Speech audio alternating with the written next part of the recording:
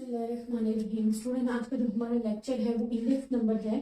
आपका chapter number 5 है। Punjab university की बुक करवा रही हूँ। पार्ट 1 पार्ट 2 ऑलरेडी हम कर चुके हैं। डॉक्टर शाहिद कमाल और शेख मोहम्मद चौधरी की जो बुक है वो ऑलरेडी डिस्कस कर चुके हैं, part 1 and part 2 BS level के लिए। मिराजुद्दीन मिर्जा डॉक्टर अफजल बे की जो बुक है वो भी हम ऑलरेडी पार्ट 1 पार्ट 2 डिस्कस कर चुके हैं, फेडरल बोर्ड वालों की।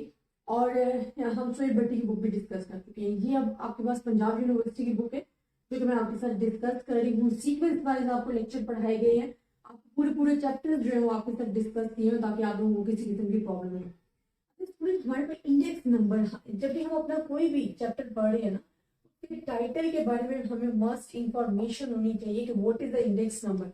जैसे कि यहाँ पे हमारे पास टाइटल जो है, टाइटल ऑफ द चैप्टर जो हमारे पास है इंडेक्स नंबर है, तो हमें पता होना चाहिए कि व्हाट इज इंडेक्स नंबर। आप कोई भी टॉपिक पढ़ रहे हो ना स्टूडेंट, आपने 4 से 5 चीजें जो है वो माइंड में रखनी है। एक, आपको उसकी डेफिनेशन पता होनी चाहिए जो भी आप टॉपिक पढ़े, देन उसकी एग्जांपल्स आनी चाहिए और रियल लाइफ एग्जांपल्स भी 1 से 2 आपको माइंड में होनी चाहिए। उसका एम क्या है, उसका पर्पस क्या है, ठीक है, ये आपको पता होना चाहिए। उसकी लिमिटेशन कितनी है, उसके यूजेस क्या है, ठीक है। ये कोई भी आप टॉपिक पढ़ रहे हो, उसकी जो बेसिक चीजें हैं और कहाँ पे हमने इसको यूज करना है वो आपको मस्ट पता होनी चाहिए। ये 4 से 5 चीजें हैं जो कि आप कोई भी टॉपिक कर रहे हो, कोई भी आपके पास टाइटल पेज है, आपने उसको डिस्कस करना है। तो अब जो हमारे पास टॉपिक है वो इंडेक्स नंबर है। तो इंडेक्स नंबर हमारे पास क्या होती है बेसिकली, अगर इसकी डेफिनेशन में आपको सिंपल कराऊं तो हम कहते हैं index number is a quantity in which measure the variation in the variable with respect to time. कि आपके पास जो वेरिएबल्स हैं उनके दरमियान जो वेरिएशन आ रही होती हैं, जो चेंजिंग आ रही होती हैं आपके वेरिएबल्स में विद रिस्पेक्ट टू टाइम, उसको आप कहते हो इंडेक्स नंबर।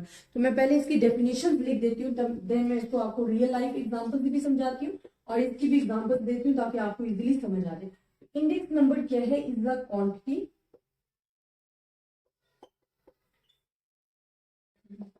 इन विच, ये सिर्फ और सिर्फ ना मैं आपको सिंपल डेफिनेशन लिखकर बता रही हूँ ताकि आपका जो कॉन्सेप्ट है वो क्लियर हो, ठीक है। आपको डेफिनेशन फिक्स आनी चाहिए कोई भी आप टॉपिक कर, देन उसकी एग्जांपल्स आनी चाहिए और एग्जांपल्स में भी आपको साथ साथ समझाती हूँ और इसको रियल लाइफ एग्जांपल्स के साथ आपने रिलेट करना होता है।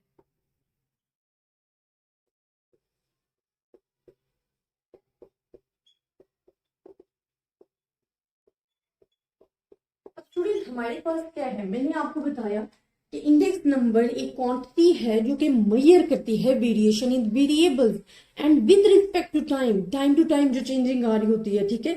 जैसे कि अगर आप कोई भी ग्रुप ऑफ कमोडिटीज ले रहे हो या वेजेस ले रहे हो, ट्रेड ले रहे हो, एक्सपोर्ट्स ले रहे हो, इम्पोर्ट्स ले रहे हो, production, unemployment, health, government security, कुछ भी ले रहे हो, टाइम टू टाइम जो उनके दरमियान चेंजिंग आ रही है, क्या वो इंक्रीज हो रही है, डिक्रीज हो रही है, वो जो वेरिएशन होती है ना विद रिस्पेक्ट टू टाइम आपके वेरिएबल्स के दरमियान, उसको हम कहते हैं इंडेक्स नंबर।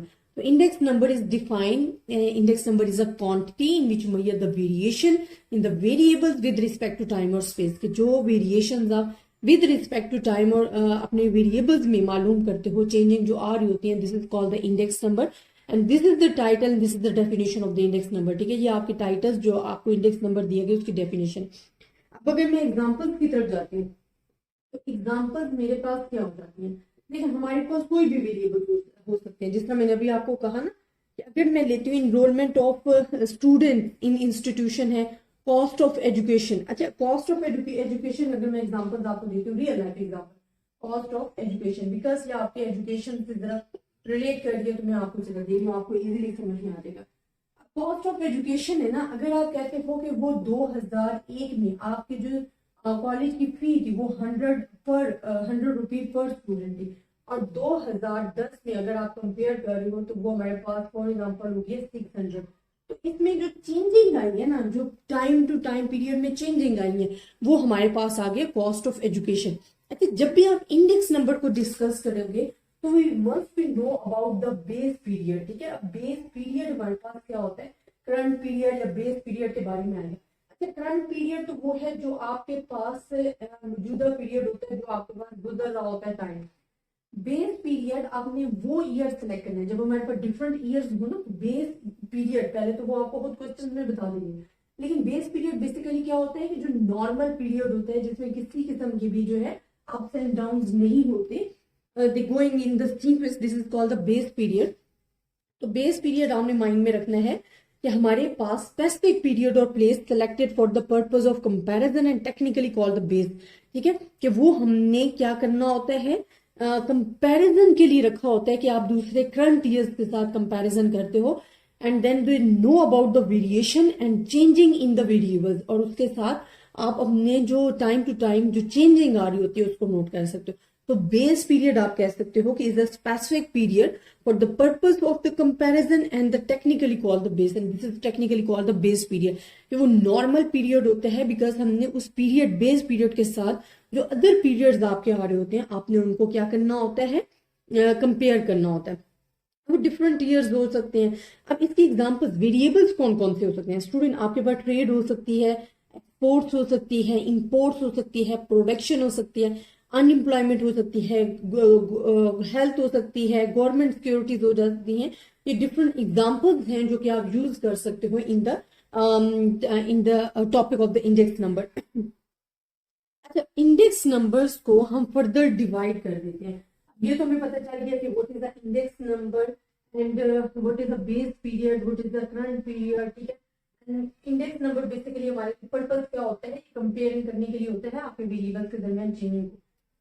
इंडेक्स नंबर मजीद डिवाइड हो जाता है टू टाइप्स में। वो हमारे पास क्या होती है, एक होती है simple index number,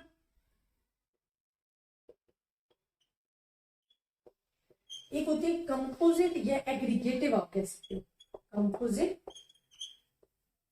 and aggregative